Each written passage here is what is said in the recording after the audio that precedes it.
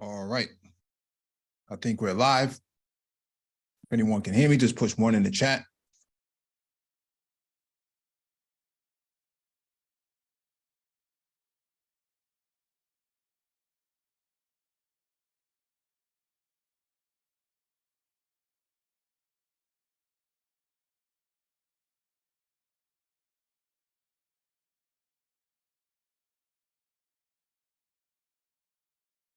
Got a confirmation from the chat. Thank you for the confirmation. Welcome back to the Black Brain Trust. This is episode 794, Black Politics.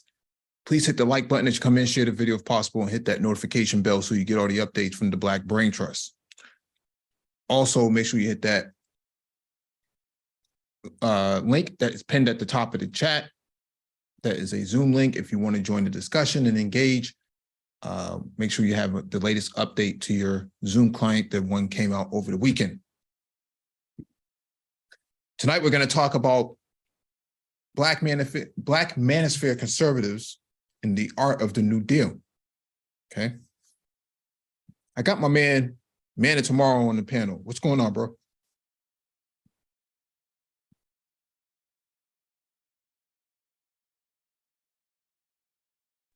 Oh, sorry about that. What's going on, man? Chilling, bro. Chilling, man. Yeah. Changes are happening in politics. We may have an upset. We may have a new governor of Kentucky. Yeah. We'll see how this plays out. But before we get into that, I want to make sure we play the clip so we can have some grounding. Let me share my screen. Some context. Yep.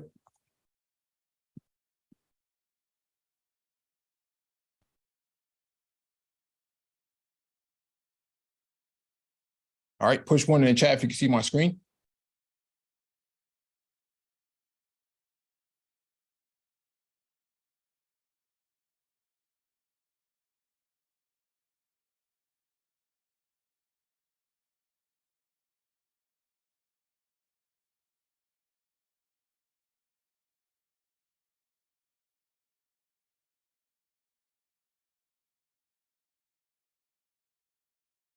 All right, let's play the clip.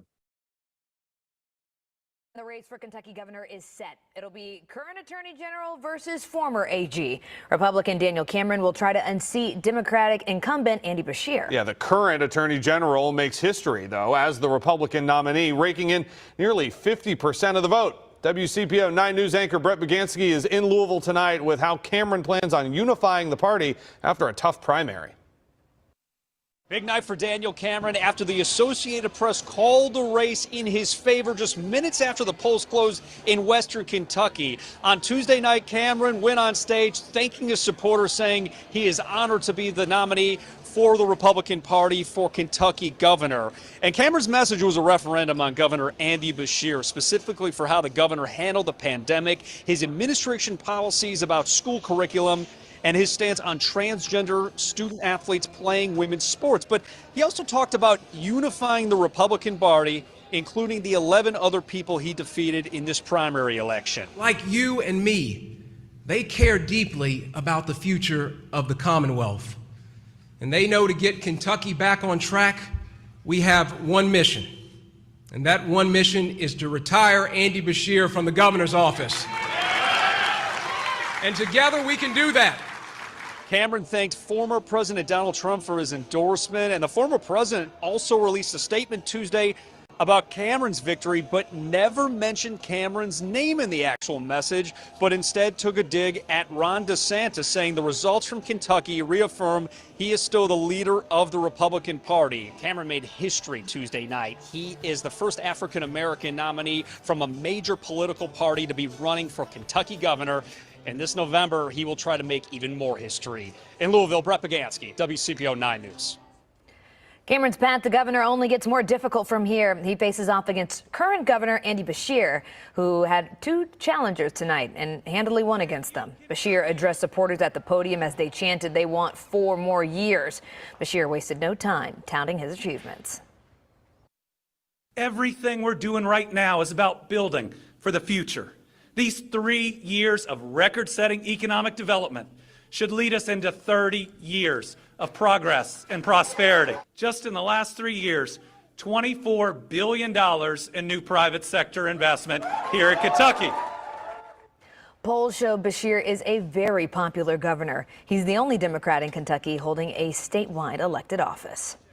Here is how other Republicans stacked up tonight behind AG Cameron. Agriculture Commissioner Ryan Quarles pulled 22% of the vote. Former ambassador to the UN, Kelly Craft, had 17%. She was once considered a front runner and spent millions of her own money in this campaign. WCPO 9 News reporter Sean Delancey has reaction from her ardent supporters in Lexington tonight.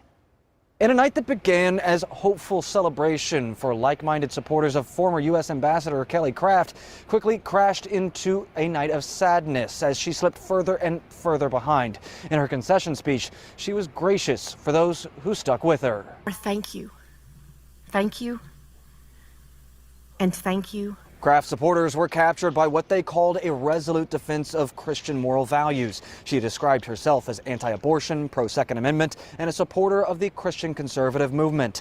Now there's worry about whether Daniel Cameron can succeed against Andy Bashir in November. I am not anti-Cameron. That's not my agenda at all. But I truly believe what she says, what she stands for, and her purpose in running for governor gives us the best chance to unseat the current governor. In her concession speech, Craft called for the Republican Party to unify against Bashir. It is worth noting that she avoided saying Cameron's name when calling for that unity.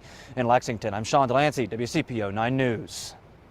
And candidate Eric Dieters was the fourth highest vote getter tonight, but in his home in northern Kentucky had a pretty decent night. Preliminary results show Dieters was the second highest vote getter in Grant, Gallatin, and Carroll counties. He placed third in Boone, Kenton, and Campbell counties. All right, let's get you caught up with the rest of the results. Incumbent Secretary of State Michael Adams easily defeated his challengers. He wins the nomination to fight for a second term. Current Kentucky State Treasurer Allison Ball won the Republican nomination for Kentucky Auditor. Mark Metcalf won the nomination for Treasurer on the GOP side. Onto the race for Agriculture Commissioner. Democrat Sierra Enlow nabs the nomination with 59% of the vote. Jonathan Schelt wins the GOP's nomination with 56%. All right, and what's you guys take on this? And welcome, Renaissance Man. Hey, what's up, Mike? What's up, Mochi? Oh, Sean. Yeah. He's gonna have an uphill battle. Like they said, if you're a Democrat that's won statewide office like Bashir has, he's pretty popular. Now Cameron, he is someone who's basically Mitch McConnell is his mentor. He was a McConnell scholar, I believe. Yes, it was. So that's kind of how he's made his name, at least up to this point. But I think he's going to, like I said, this is a popular governor. He did. I'm sure the tornadoes that went through there will be a boost as far as his leadership and that, as far as helping to lead through that, rebuild the state. The other thing is too, I find it interesting that there are several instances of nobody would actually say his name, and I'm like, what's going on here? It's we can't say this guy's name, yet he's making all this history of being the first Black person to represent any political party. So it'll be interesting, but I don't think he's going to be able to pull it out. And the funny thing, it'll be interesting to see too, whether Trump has as much clout or McConnell does, because McConnell came out recently and was like, hey, he's kind of concerned about the Senate, which is basically him saying he's very concerned about Republicans being able to take back the Senate in 2024. Really it's been him and Trump have been at odds as far as who candidates are. So he's a Trump pick, and it'll be interesting to see if he can actually win, because Trump's picks have not done well. So, Man, I have a lot of family in Kentucky, and let me tell you, those people have seen economic development in areas that they've never seen outside of this actual administration, man. And I don't see this guy winning at all. I'm talking about all over Kentucky. You're seeing that economic explosion that they're talking about. That's for real, man. those people got jobs down there that they didn't have before, and they didn't have to move to come get them. There's a lot of manufacturing that opened up in Kentucky, all along that I-65 corridor. I'm talking about through the whole state, all the way down, all the way through Tennessee. Like, them jobs are for real. Those people were making, before the pandemic, those people were making $12, $13 an hour in the actual factories when they wasn't there. When everything opened up and they started opening up those factories, those jobs were $20, $25 an hour. Those people are back in business. They're not about to give that stuff up over these Christian values. That's not enough to win an election out. No, you're right. You can't win a statewide election off that now. No, you know what's interesting. No, I was gonna quickly say, you saw the lady who tried to do that. She came in, she fell way behind. And to your point, MOT, for those who don't know, like, Kentucky is basically laid out like this.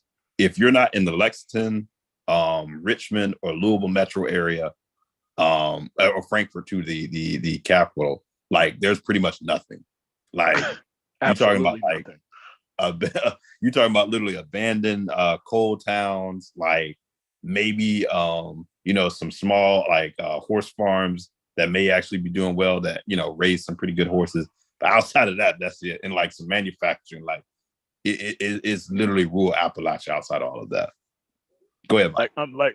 Like Kentucky is just like Texas.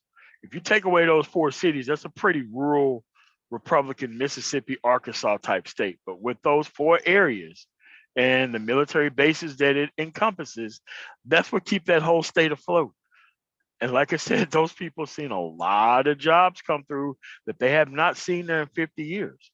They're not about to squander this stuff over transgender sports and guns and God. Like, this stuff doesn't work anymore. It's starting not to work in Tennessee either. But that's where we're at, man. And nobody will say the actual nominee's name. And no one's in the Manosphere who claim to be conservative is going to talk about this guy. So, absolutely, yeah, absolutely. And that's why I kind of brought this up, because for all the talk about Black men being conservatives and the Manosphere is, majority conservative, I don't hear anybody talking about this guy, right? And so this is the same brother who, I use the term loosely, but he's the same person who tried to cover up the whole Breonna Taylor case. Yes, he did. And there was a lot of guys in the Manosphere who were also trying to, run with the narrative that, she was guilty, she got what she deserved. And now all the, evidence come out that states otherwise. All those guys took their streams down, videos on private, can't find them. None of those guys even want to talk about it now. And this guy, Daniel Cameron, no one's really trying to say his name. So much for being a Black conservative, man. This is what Black conservatism. Get your name said. Yeah, this is what Black win. Yeah, this is what Black conservatism gets you as a Black man. It gets you a white wife, and get you no recognition at all. And that's pretty much the hallmark of being it. And so when people want to come on here and say, the Manosphere is, if they want to advance their agenda, they're going to get behind the right wing, Chat JPT, she's going to have black boys and Black men's best interests. We're starting to see that none of these ideas are coming to fruition at all. Not Daniel Cameron, not Chat JPT, not Nick Fuentes. None of these prospects that these guys have been told in the last 90 days is going to come to fruition at all. And so that's where we're at with this. That's what Black Manosphere conservatism gets you. No recognition, all the heavy lifting, okay? Now, what happens when this guy loses? I think he's pretty much done at this point, because there is no pathway, to another high-ranking position at this point. I mean, what could he possibly do? He was already Attorney General. Unless he decides at some point, if McConnell decides to step down, with him, that being his mentor, McConnell decides to, endorse him for that. I mean, he may try to go that route, but he needs to win, in my opinion. He needs to win the governorship to really, really say, hey, I'm a strong candidate, because once again, that's a statewide race that you're gonna have to win, which This guy used to play football too at Louisville. I don't know how big of a player he was, but you know, when you have that in a lot of these rural places, like conservative places, you know, if you're an athlete and then you're able to, you know, parlay that into like politics or like being a lawyer or some sort of leader in some sort of capacity, that's actually a pretty viable path. So the fact that he's sort of even struggling to to have people say his name kind of says something about like the political landscape that's there. Because that's normal. If this guy was like someone who basically wasn't this black dude, I mean, this would almost be a slam dunk with his background. And he's married to a white woman.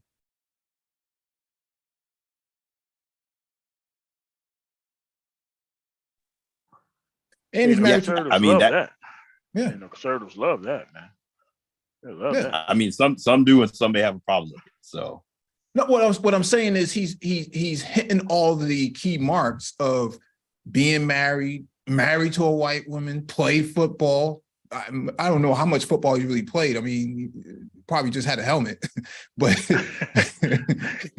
just had a helmet. That's all you need, man. Yeah, that's all you need is a helmet. Yeah, he still has that, I think. So. Yeah. He probably ran for governor on that ticket too. But you see with Herschel Walker, you see that with some of these other jokers. They all seem to have that template of how they're going to engage politics, but it never seems to work out for them at all. It never seems to work out for them. Whether it's Vernon Jones, Daniel Cameron, Herschel Walker. What's the other joker? What's the other joker who lost the race? Larry Elder. All of these black men who claim to be conservative, man, it never seems to work out for them. Marcus Flowers. Well, Marcus Flowers is not a conservative. He's more a liberal Democrat than anything else. He's in the Democratic Party, but I'm saying people who run, black men who have been running on the Republican ticket have not been all that successful. They all have flamed out or they tapped out really early, and they didn't get the support that they wanted. You know, Trump didn't really back up Elder. He didn't really back up what's this other one? Herschel Walker. He wasn't out there on the campaign trail with Herschel Walker. I mean, he raised some money in some fundraisers, but he took 90% of the money that he raised for himself when he was stumping for Herschel Walker. So, I mean, but he does that to everybody. He in a special case, but that's what Trump's help gives you. It gets you to helping him. I mean, just listen to the way how he talks. You know, he has all the diction down, and it still doesn't work. No one wants to endorse him. Even the random white voter that they interviewed. No, well, I'm not saying I'm anti Daniel Cameron, but I believe this woman is a better candidate, Kelly Craft. She's the candidate we need. Absolutely nothing. She had absolutely nothing. She served under Trump, I think. But the thing here is that's where we are. I think she replaced Nikki Haley, if I remember correctly. But that's where we are. That's what these guys are about. Okay. Like I said, but in the area that she's in, those people are seeing jobs. They're seeing that healthcare come back after they, reinstated their kind of their healthcare plan down there. And people still remember that stuff, man. Like they haven't forgot about that. Yeah. They haven't forgot about how the dude carried the Kentucky Connect and really took them people healthcare away. That's how they got in there in the first place. Yeah. Much more of a healthcare referendum than his actual policy. Those people wanted their healthcare back that you took away from them. Yeah. Good segue to move into Obsidian had a clip that was posted earlier today, and I wanted to actually evaluate it because I think it's really interesting. The commentary, it's not that long. I think we should actually examine some of the things that were said here. Let's play it. Yeah. I was going to quickly say, I saw this. I didn't quite listen to all of it, but if this is not the one where he has Nick Fuentes up there, is he? Let's just play it. Oh, okay.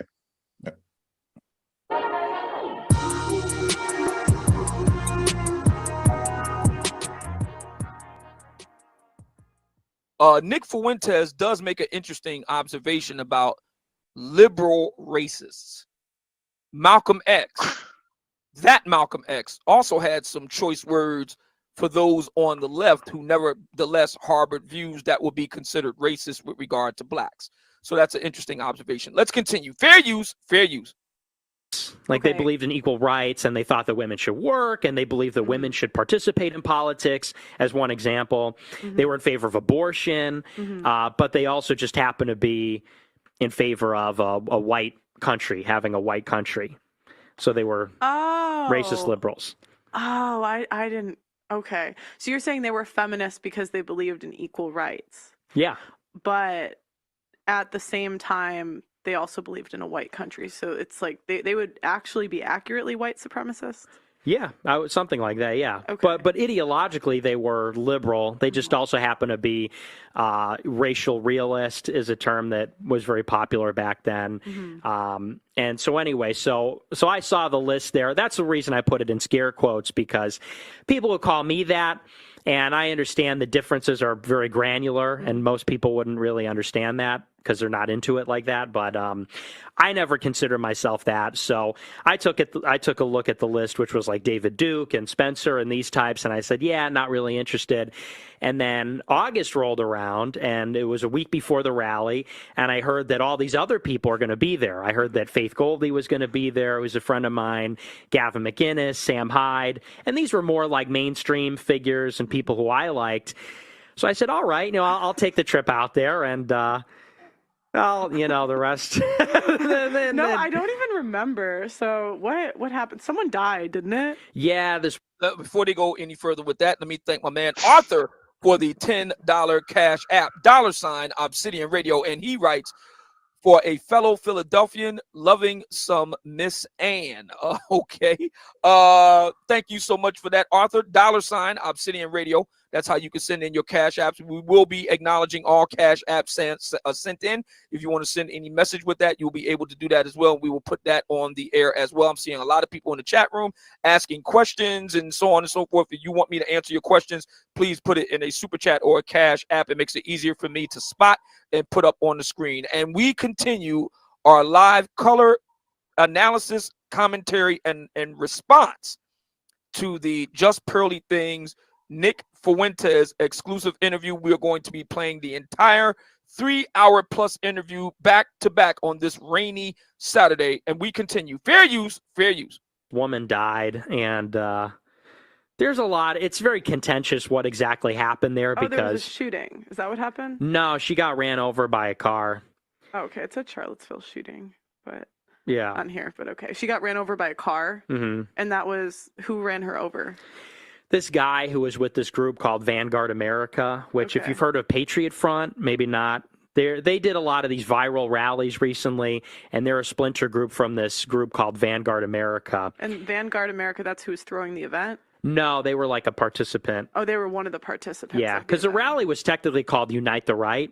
Okay. And so the idea was to bring everybody together. From but like the right. a lot of like unfortunate people showed up who like nobody really likes and ruined it for everybody. Like who? Like the National Socialist Movement and Vanguard America and these types. And so now, for the record, I wasn't there at the Tiki Torch thing. That's like the famous picture is people with the tiki torches. I wasn't there for that. I got there the morning after. That was the Friday night. Saturday morning was the actual rally. And the purpose of the rally was they were going to rename the park. It was Robert E. Lee Park, and there was a Robert E. Lee statue at UVA. And so they were going to take down the statue, rename the park. And so the protests that converged in Charlottesville typically were about that. So I was there to protest the changing of the name. Also, it was about bringing the right wing together. And so I went there for those reasons and for those people. Let me just stop right there. Nick Fuentes is recounting his experience in attending the Tiki Torch March event down at Charlottesville some years back, Charlottesville, Virginia. And on this point about taking down of statues, changing names, personally, my view is this: if we're going to do that with public property, then it should be left to the people to decide. It should be put to plebiscite. the people should be allowed to vote on it. So, for example, if the people of Charlottesville, Virginia, want to take down a Robert E. Lee statue, that should be on the ballot. This is what we do here in the city of Philadelphia. You vote. No. This is just not how it works. Constitutional ignorance is no excuse here. Okay, what he's trying to say is that everybody should vote on it. No, there was consensus. There's a whole lot of progressives out there who decided that they did not want Robbie E. Lee statue up there. That was the whole purpose of this. Okay, it's not that difficult to understand. Now, who is Robert E. Lee? Renaissance man. Can you chime in on this? Yeah, he is the former head of the Confederacy. I'm assuming he knows this. We would hope that he knows this, but he'd rather go to the Confederate general, did a lot of heinous things to people, fought against the actual country that he and his actual plantation is called Arlington National Cemetery. Yeah. And he was, of course, he was a slave owner, and quite vicious as he was as well, and rose his sword against his country after the president commissioned him to fight for the North, and he said, "I will not raise my arms, or I can't raise my sword against my state of Virginia," of which the Confederate flag that you see, that you're looking at, that's based on Robert E. Lee, which was Virginia's battle flag. That's what that was. So Bobby Lee, I don't call him Robert E. Lee, I call him Bobby Lee, an insurrectionist, went against his own country. In my view, should have been shot and killed after the war for doing that, but they lionized him. I'll just leave it at that. And Obsidian is actually lionizing him as well. No, put it on the ballot. That's what should happen in this country. That's what we do in the city of Philadelphia. BS. I call BS, man. It's obvious that you have no idea how the system works, and so you would say something like that in reference to what Nick Fuentes is saying, that he wanted to actually come out there in support of Robert E. Lee and who Robert E. Lee was, as we just laid out. Why die on that hill? Like, what's the value in that? What are you really getting out of that? And so, I mean, it's not like, Obsidian is advocating for like Martin Luther King Boulevard to be replaced, in these areas too, or to actually advocate for it. It's just these positions that he's taking does not make a whole lot of sense in this space, in the predominantly Black male space. One of the founding fathers of 2.0. Let that sink into your brain. Well, Insanity.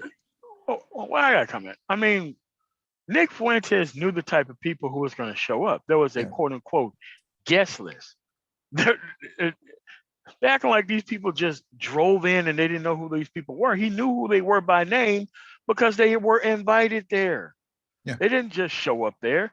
They knew that they was going to be there. And he was part of that party of individuals. And the fact that, she doesn't know about the person who got ran over, yada, yada, yada. Yeah. Yesterday, I was in Altoona, Pennsylvania, and this is not any different than across the country. But on the front page of the actual newspaper, you see a person pleading no contest, getting no jail time. The other person, these are people who shot at people. Yeah. Didn't hit anybody, didn't injure anybody, but they definitely shot at people. And just because it was a quote unquote Black Lives Matter rally, they kind of got off for it. Like, dude, you're not discharging no gun at an actual peaceful rally, not kill nobody, and you walk away with probation. That's not how that works. But they seem to be getting away with this stuff all across the country in these very small, very rural, very conservative areas where they don't believe in law and order. Yeah. Let's finish playing the clip. For your, whoever's running for council and mayor and all that. And then they have a list of questions. Should we do thus and so? The people will get to decide. If the people want to take down the Robert E. Lee statue and put it up with something else, they should be able to vote on that. The people decide, and then we go with the will of the people. That's my particular view on that. Let's continue. Fair use, fair use. And then it turned into this big, ugly disaster, because Antifa showed up and there was this big clash. But it was a really bad look for everybody, so RSBN fired me.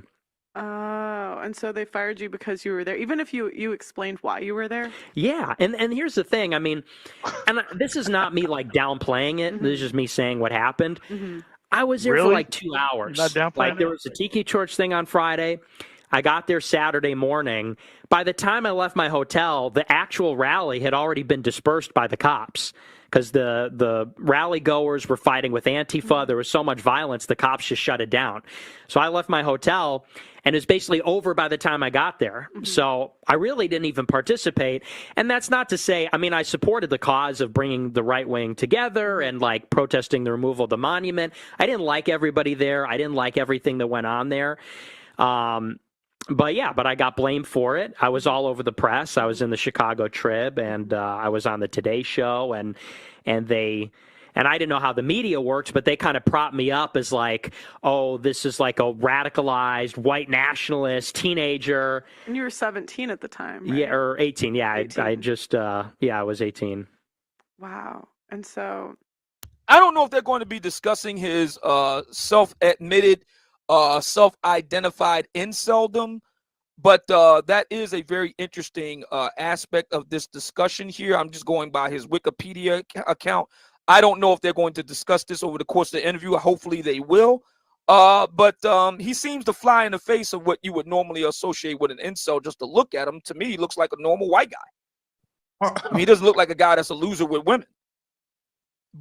Unbelievable. So I want to add some clarity here. The person that went down to Charlottesville and rammed his vehicle into everybody, his name is James Fields Jr.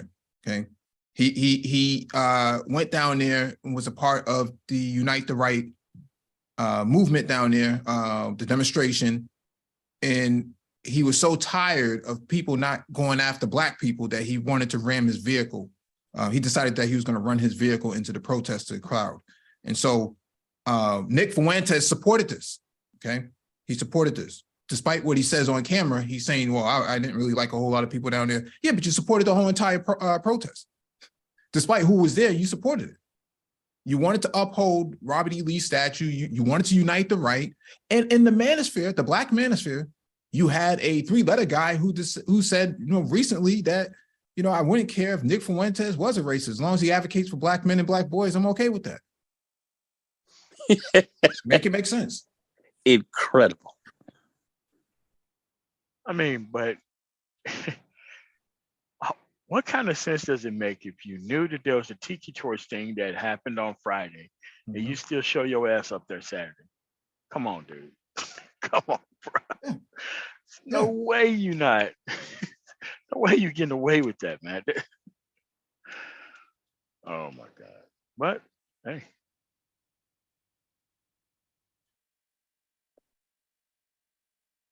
But you could say that his views would be repugnant to many women, and that might account for the reason why he's and so on that point, I can't say that I blame the lovely ladies on that point. Let's continue, shall we? Fair you. Before we go there, let me also acknowledge the brother Woke Quill in the building with the $5 super chat. He writes, imagine if pro-blacks could rally like this for coding camps or working with police to get rid of local gangs. But hey, I'm just a coon to them. You know what? Excellent point. Because I don't recall any pro-blacks out there on Town Watch. And I've done Town Watch. I've actually cleaned up the streets where I and my lady friend live. What? What? Bro, in Philly? Bruh. All right, man. Okay. So let me get this straight. He went out there and cleaned the mean streets of Philly, but couldn't, he couldn't. I mean, what does that really mean? What does that really mean in detail, right? I mean, did he use his cane like a push broom and clean the streets that way? Like, how do you actually clean the streets of Philly when you don't really come outside? You're doing live streams for 8 hours a day talking about incels and Chat GPT. How do you explain that? He suggests he was hitting the corner with the shotty. He was hitting the block with the shotty, man. He had the shotty working. But this is interesting, right? Because Woke Quill says, imagine if pro-blacks could rally like this for coding camps or working the police to get rid of local gangs, but hey, I'm just a coon to them, right? But in reality, you've already had these sort of movements. I mean, there's a movement in Louisiana with these black fathers who are patrolling black school campuses out there, the high schools and middle schools and elementary schools down there. You had the Detroit 300, like what's his brother in the chat? Jamal White just posted. You already had all of this. You already had, when it comes to coding camps, you already have Hidden Genius Project. You have Black Man's Lab down in Atlanta. You have Black Boys Code and Black Boys Joy. You have a whole lot of Nisby Jr. You have a variety of different coding camps and academies. Most of your public schools already have this installed now as of recent, since the Obama administration. What are we talking about here? Talk about a nothing burger. Yeah, Dads on Duty. That's their name. Dads on Duty. What are we talking about here?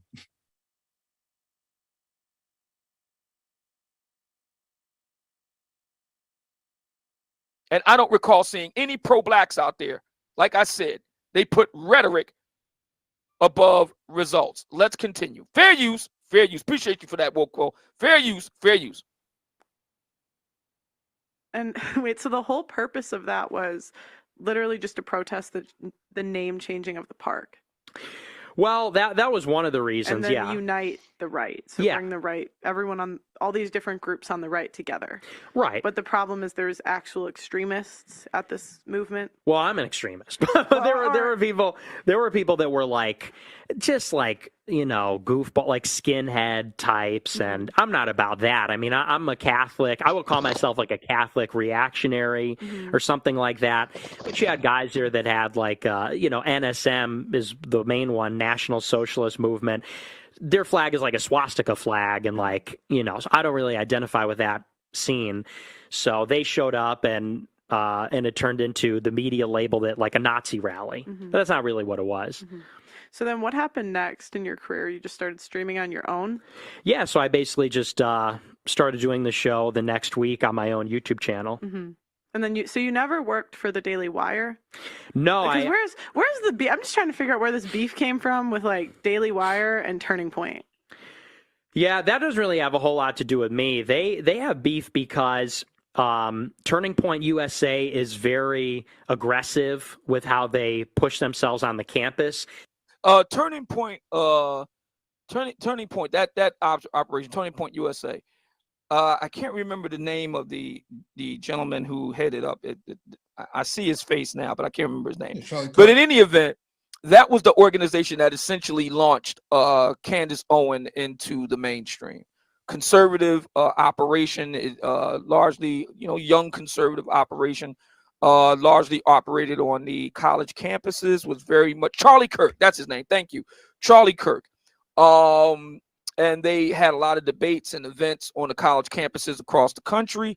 They were responsible with launching Candace Owens's career. That's who he is talking about. Apparently, our brothers from other mothers have had their own beefs and so on and so forth, particularly between the Daily Wire and Turning Point USA. That's what Mr. Fuentes is talking about.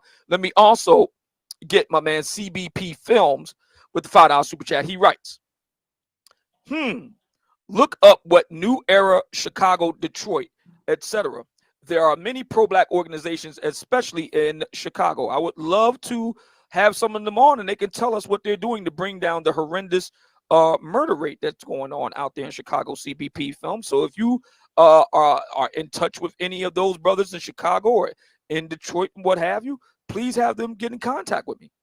Now, see, this is where I have to stop this. If you're so concerned about the murder rate, why weren't you talking about Uvalde? Why weren't you talking about Mother Emanuel Church in South Carolina? Why weren't you talking about Buffalo? Like, all of these places where black people were being killed by white right-wing nationalist supremacists, there's no conversation about it. It's only about Chicago, and Chicago doesn't even have the highest murder rate. It's actually in a conservative state like Texas. Like, what are we talking about here?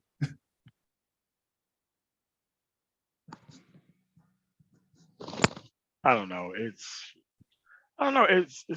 kind of weird because we know what happened there. I mean, right-wing welfare pays. They pay a lot for their actual people. That's one thing that you can congratulate them for. If you got a messed up message and you are an extremist, dude, they'll put you on. They will make sure that you will be somewhere getting paid to be this ridiculous. Like, the left doesn't do that. Not even the billionaires even put people up or even fund media operation or organizations like the right wing does. But yeah, I mean, like most of this stuff is just way off base. The guy knew what he was doing there. He knew what the guest list was. There's no real reason to try to pretend like he don't know who was there. Like, come on, man. That doesn't make any sense. Yeah. The Golden Renaissance, you want to chime in on this? No, go ahead, Mike. Go ahead for Florida. The Obsidian Files at gmail.com. That is my email. I would love to hear from them. And now we continue. Fair use, fair use. Daily Wire is affiliated with this group called Young America's Foundation, and they fight for market share on the campus, basically, with like the conservative campus scene. So there's some antipathy for that reason, and also they're in competition, basically. So, but I had hung around, like Cassie Dillon was Daily Wire, and I hung out with a few of their writers, this guy Elliot Hamilton, Aaron Bandler, a few others, and they were getting ready to offer me a job because I did some things for them, and they wrote some articles about me. And I kept pushing on the Israel issue.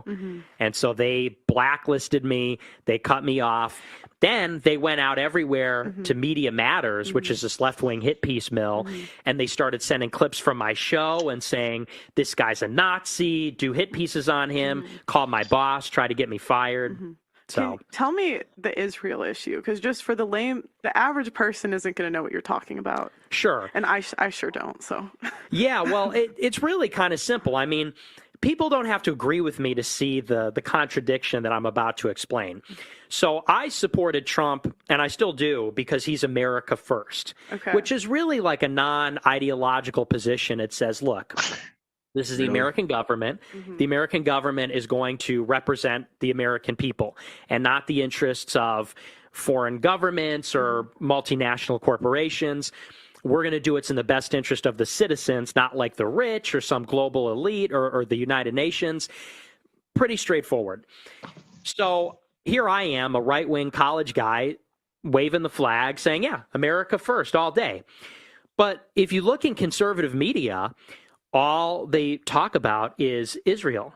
And I thought that was very conspicuous. Prager University, Breitbart, Daily Wire, they would have 3 articles that totally made sense to me. Like, here's the case for low taxes. Here's the case for, having kids, not having kids out of wedlock. Here's the case for whatever.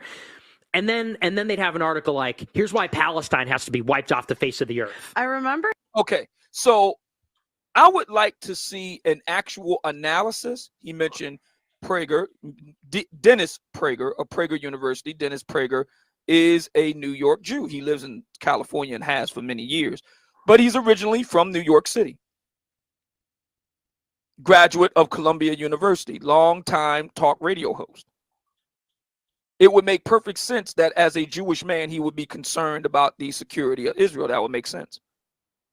Breitbart, I didn't know Breitbart was a Jew. Andrew Breitbart, the late Andrew Breitbart, founder of the Breitbart website, conservative website. I did not know that he was a Jew. That was news to me. But in any event, I would like to see a actual independent analysis of these conservative news outlets that Mr. Fuentes claims is in the tank for Israel. I would like to see the evidence. He says, they will have they will have this disproportionate number of articles and all the rest of it, bigging up Israel, whatever. Okay, I like to see the evidence. Show me the evidence. If it's true, I'll roll with it. What difference? But show me the evidence. What? I don't you get ever heard it. of AIPAC? Like, yeah. Come on, man. I don't. What about JVP? I mean, there's a whole lot of ADL. What are we talking about? What? No. I mean, that's who blacklisted him. That's what it is. Yeah, other Jews blacklisted him. Yeah, that's what happened. Yeah. Oh, well, I need to see evidence. But who are you? You're just on. You're a black man in the black manosphere. You're not like this. Check-in with me sort of mentality that the black manosphere has. You got to check in with me, fam. You know, I don't believe all that. Show me the evidence. You got to check in with me. Nah, man. Nobody got to check in with you, man. He said what he said, man. That's what he said. That's his experience. What are we talking about? Nobody needs to check in with you about nothing. Okay, you're not that important out here. People who care about their image invest in media. Yeah. Not image itself, but media. So that way you can have good outcomes when it comes to exerting pressure on people. And a lot of people just don't understand how effective these people are, but don't want to invest in their own media. They rather invest in entertainment before they invest in things that are actually tangible. And this is why these people continuously to be ahead. It's not like they're doing something secret behind closed doors. They're doing this stuff in the wide open, and people still are not even following what they're actually doing.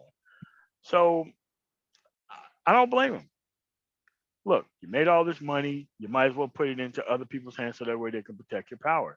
It's really not that difficult to get, but a lot of people don't want to play by the same set of rules, but want to face the same set of consequences. You get what you get, man. Yeah. I would like to see the evidence. CBP Films with a $5 super chat. Appreciate you, brother. He says, also look up the Dovetail Project, which focuses on black men, all progressive groups. Y'all talk a lot, but I see no conservatives black outlets helping. I'm not sure what he meant by that, but Dovetail Project, I'm writing that down because I will be looking into it. So I appreciate that, brother. Thank you so much. And we continue. Fair use. Seeing that a couple years ago, like, because when I first started watching conservative media, but I was always just so confused because, like, the average person, we don't really understand foreign policy. We don't really understand what's going on overseas. Right.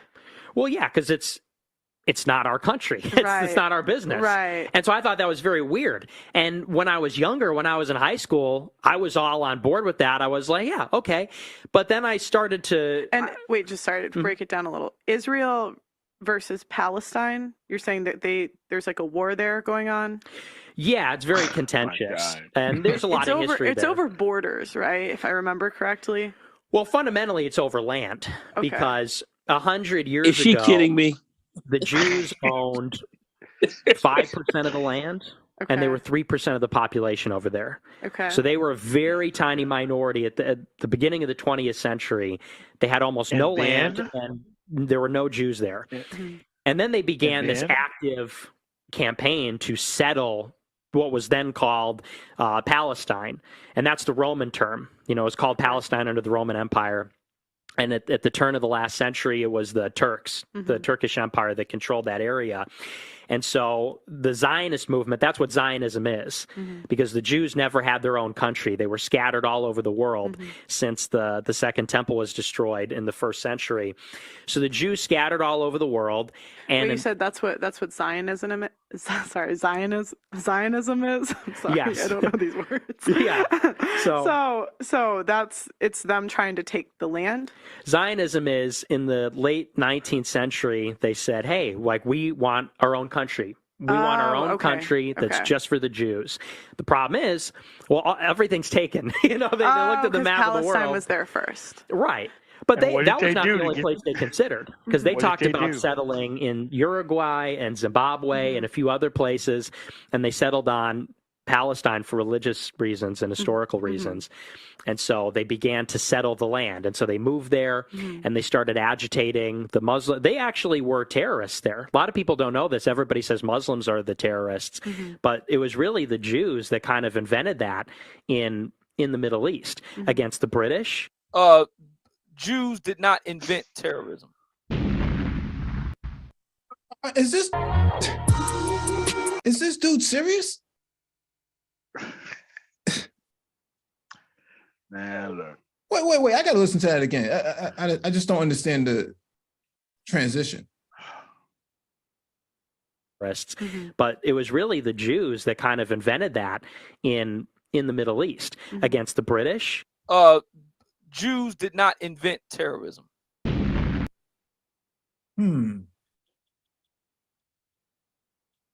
I'm trying to understand why he's so worked up about the Jewish community. I mean, because I mean, his name is Mumia Ali. I'm trying to understand the correlation here. Why are you so quick to defend this group of people? And two, why is it so important to you? What is the relevance here? Doesn't make a whole lot of sense as to what his angle is here. No, I mean, his angle is to play the actual video and try to agree with the actual host whenever you can. I get what's happening here, but there's a historical kind of relevance and understanding that you got to have before you just start agreeing with stuff without actually not knowing the history of stuff. Yeah. They went over there and they took land. That's what the actual conflict is about. The conflict is about stopping basic goods from coming into land that was previously theirs, that was just assigned to them because I said so. Yeah. And it's like, this is so not hard to get. This isn't like a hidden issue. This is what's been going on for the past, since they've been there, 50, 60 years by now? 70 maybe now. 70?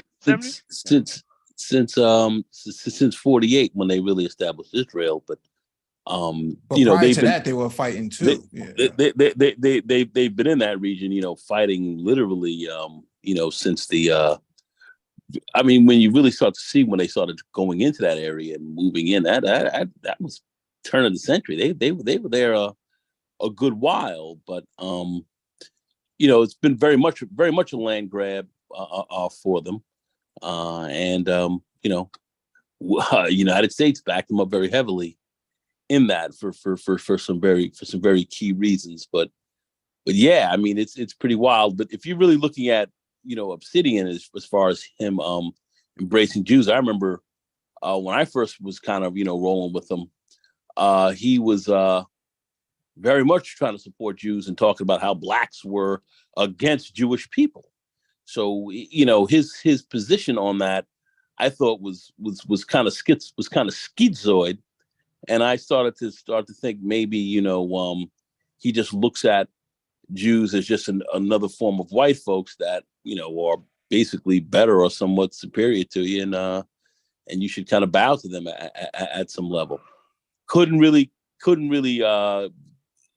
figure anything else out on that as to why he thought that he really looks up to them. He looks up to them as a group, and says that black people have actually come after Jews a lot, and black people have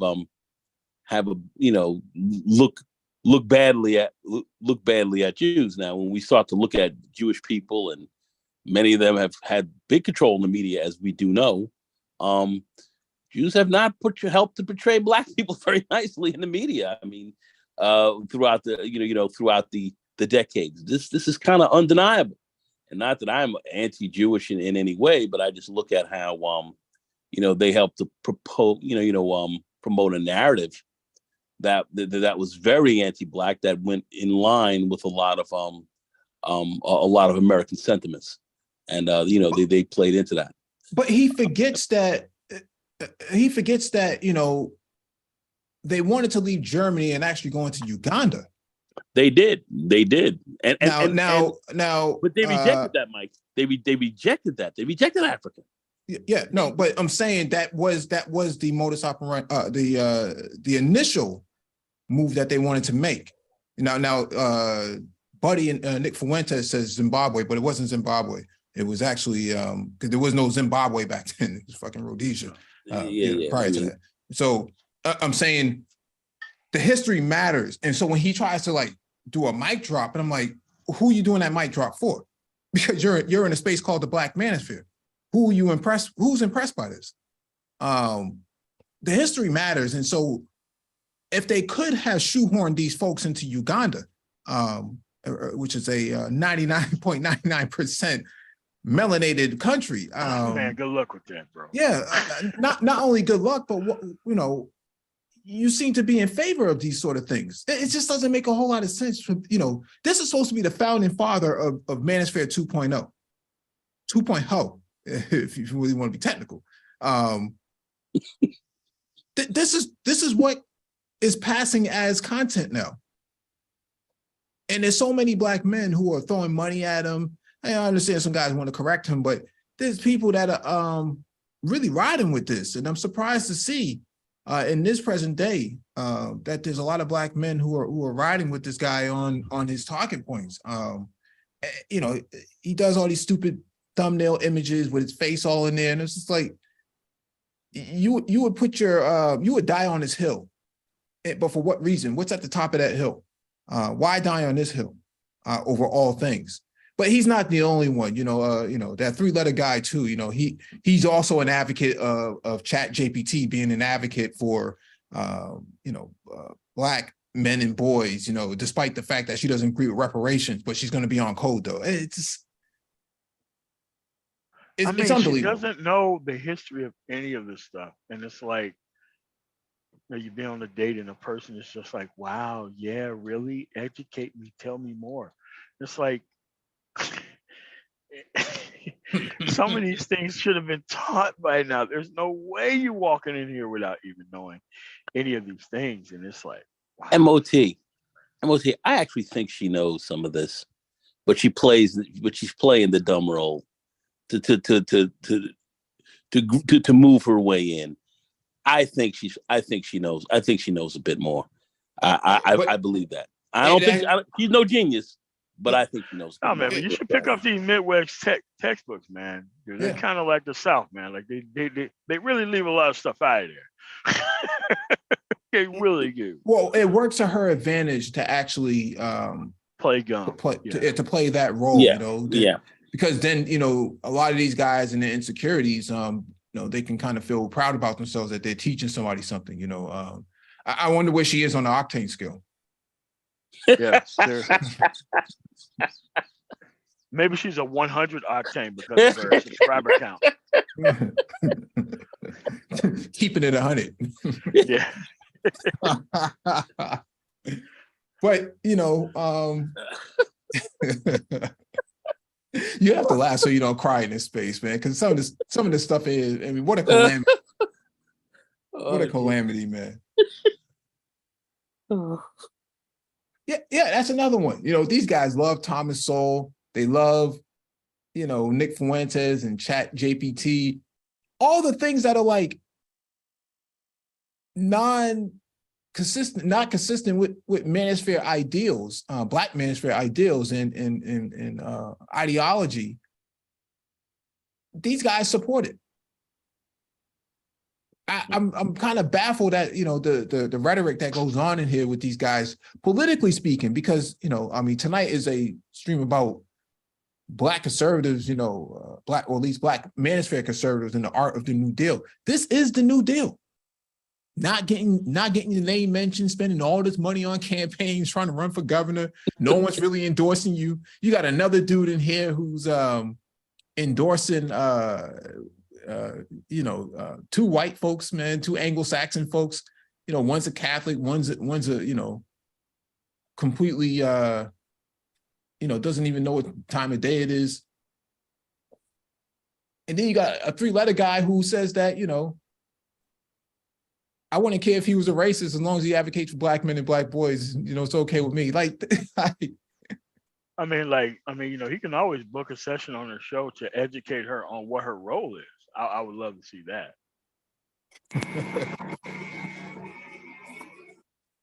Yeah. Yeah. So that, that's where we are right now. And I don't want to spend too much more time, but I definitely wanted to touch on MOT. You had dropped a piece in the group chat. Let me see if I can pull it up real quick.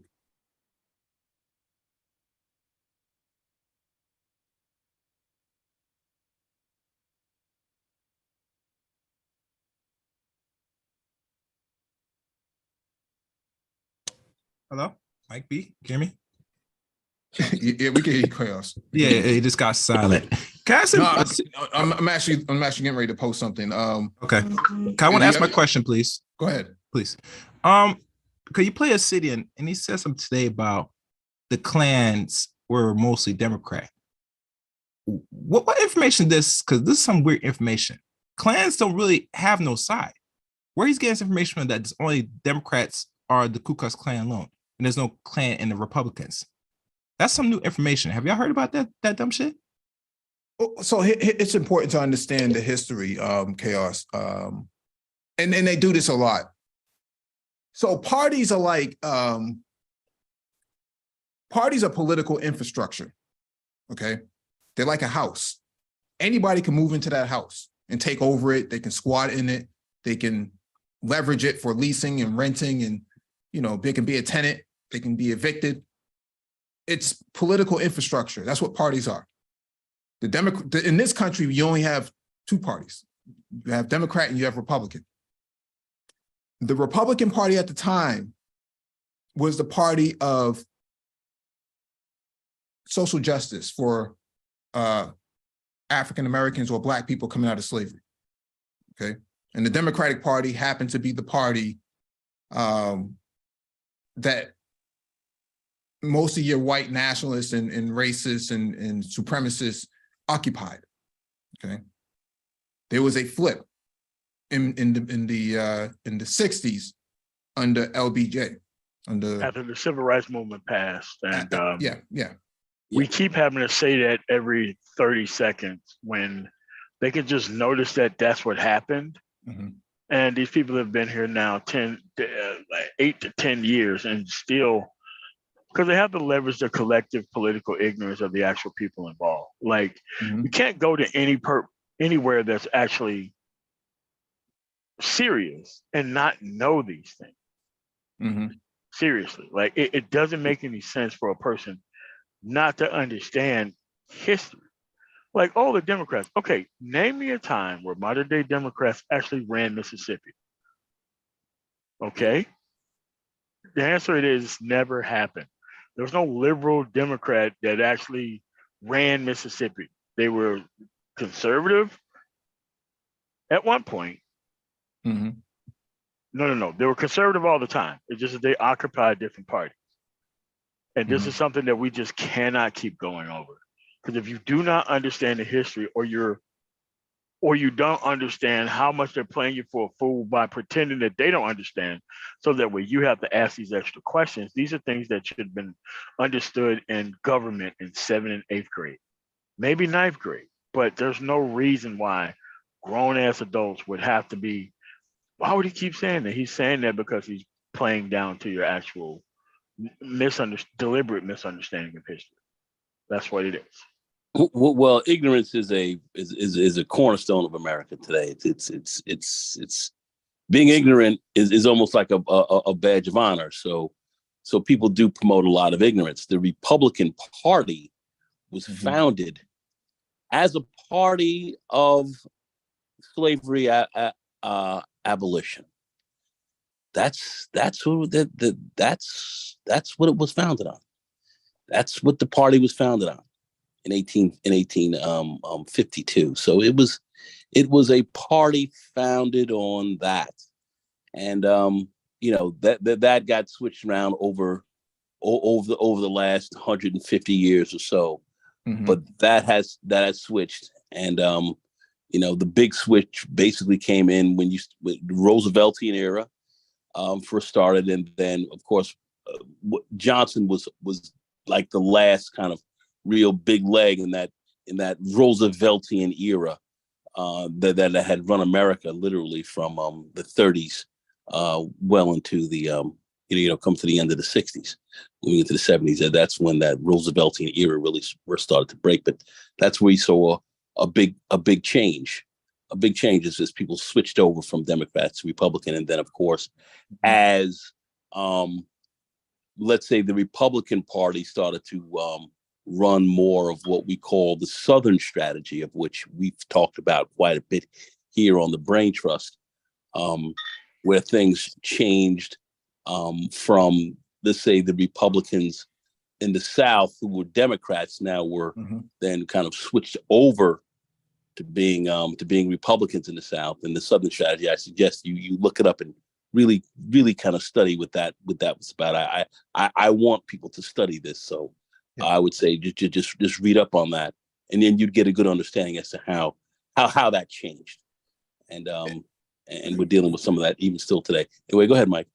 No, you're right on the money, and I just think that Chaos, when he says things like that, he can only say that to people who don't know the history.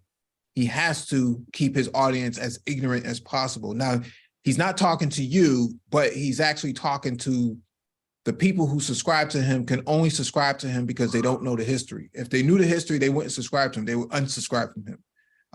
This is part. This is part of the problem in the Manosphere, is that there's a lack of literacy. Now, when I said this a couple of years ago during the 2020 campaign season, this is around September to October, people said I was crazy. That people know how to read.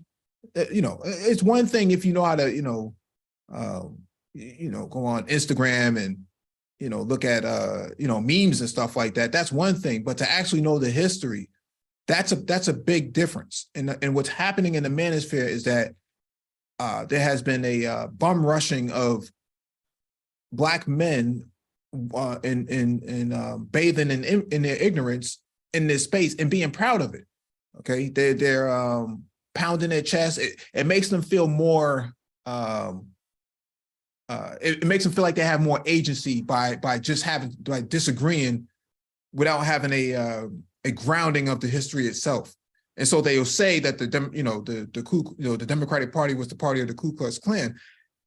But why don't they talk about what happened in the 1960s? So you can't have that conversation until you actually extrapolate everything that happened in between 1865 and 1965. It's impossible. But Mike, that would let them know they have to understand timelines, and every timeline has to add up that leads to the present and potentially the future. And usually when he referenced these things and said about books and reading books, it's never about really the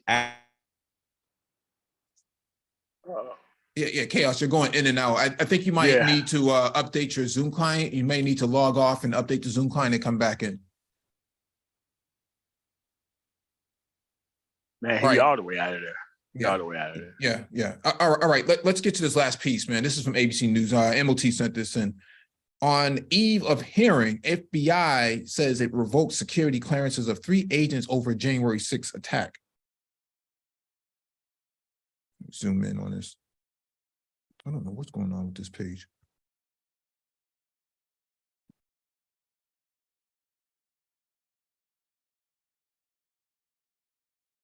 The FBI has revoked the security clearances of 3 agents for issues related to January 6th attack on the U.S. Capitol, according to a letter from the Bureau to congressional investigators obtained by ABC News.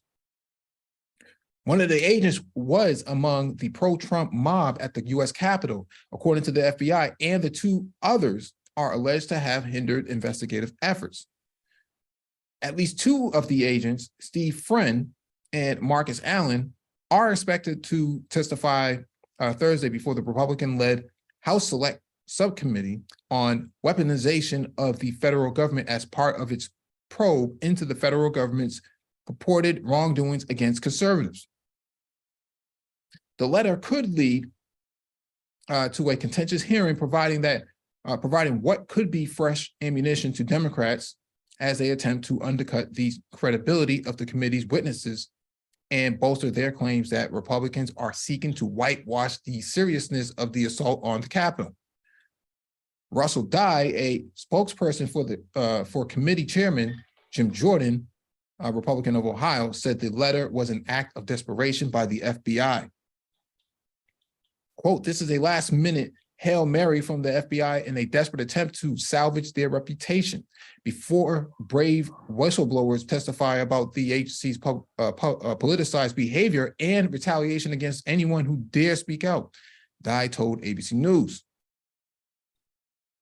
According to the letter, Agent Brett Gloss knowingly entered a restricted zone around the U.S. Capitol during the January 6th attack in violation of the law. This is the letter. The link is in the chat if you want to read it for yourself. Quote, the FBI reviewed communications in which Mr. Gloss expressed support for the protesters' unauthorized entry into the Capitol building and support for their criminal acts against the U.S., said the letter, which was sent Wednesday. The letter also said Gloss provided false or misleading information during an interview about what he observed on the Capitol on January 6th and whether he entered the restricted zone. False or misleading information. Sounds like the Manosphere.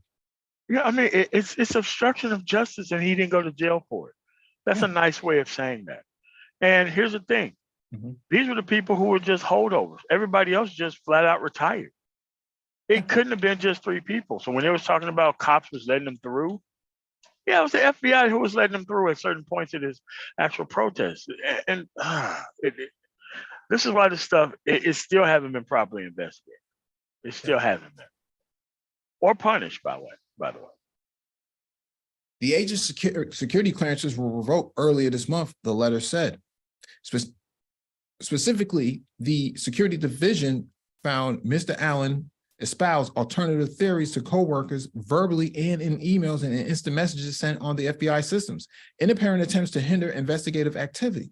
The letter to investigators said, alleging that Allen failed to provide relevant information about criminal activity at the Capitol on January 6th.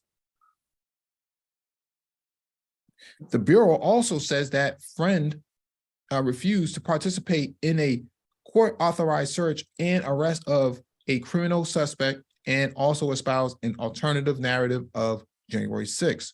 In addition to these concerns, the FBI also said in their letter that Friend would post sensitive FBI information on his social media accounts and did an interview with a Russian news agency without approval from the FBI's Office of Public Affairs. Again, unreal. Unreal. Violation of so many acts. But see, you can do this as a conservative. Like, there's no punishment for you there. You were trying to help this sitting president overthrow the government. And we're talking about this like, oh yeah, this guy just took some information and just went somewhere with it. We don't know what happened. It's like, no. This guy broke the law and he got away with it. Everybody else just retired and left. But these are the holdovers who wanted to hold on to their pension. So they just lost their security clearance. They still have enough time in. They can go get them a cushy desk job somewhere, and they can just claim victory and still get union representation. And